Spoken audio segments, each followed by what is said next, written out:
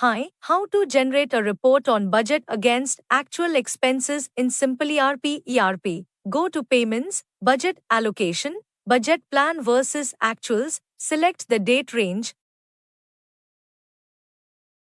Here, system will show the allocated production line or department, actual expenses against the budget amount.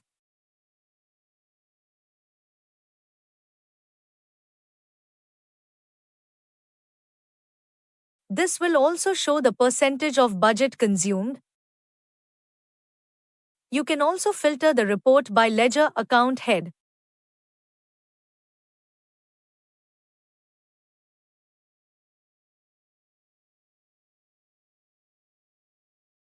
Also, you can filter this report by department or production line or machine.